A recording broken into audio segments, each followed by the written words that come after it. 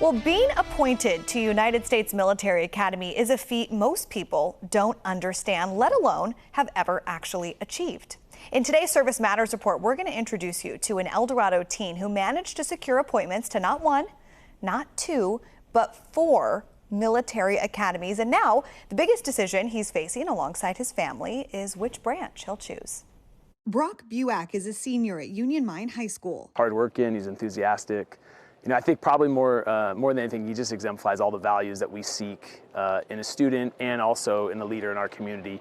He's just done a tremendous amount here during his 4 years at Union Mine. He's been accepted to four of our nation's prestigious military academies. West Point, which is in New York, the Naval Academy, which is in Annapolis, Maryland, Air Force Academy, which is in Colorado, and the Merchant Marine Academy, which is also in New York. The coveted appointments are hard to get and require years of hard work and unrelenting dedication. I've never been a person that's been, oh, I'm just going to do one sport, I just do one club. I always like to do everything. I always like to keep my options open. Brock has accomplished a lot at such a young age, like being a member of the Civil Air Patrol, the California Cadet Corps, president of the Key Club, not to mention lettering in 3 sports. I've been part of football for the last 4 years here. I was the team captain from varsity team the last 2 years.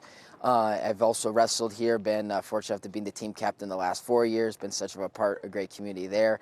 And I played baseball for the last 4 years, been on varsity for 3 years, and been team captain last year. But the effort put in now at Union Mine is really for a greater purpose. I just wanted to have the chance to be a part of something greater than myself.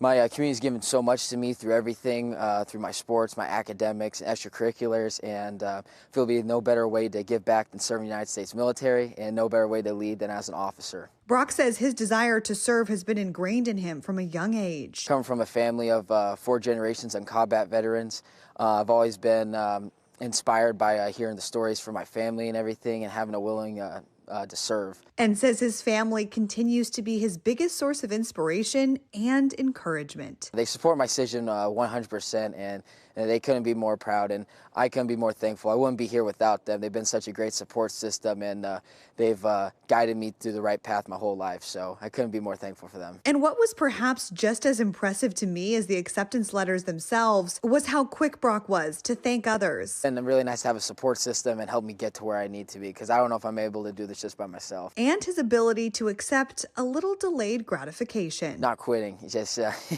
I understand, there's times where things are difficult and everything, but I just keep going through it because I know in the end it's all going to pay off.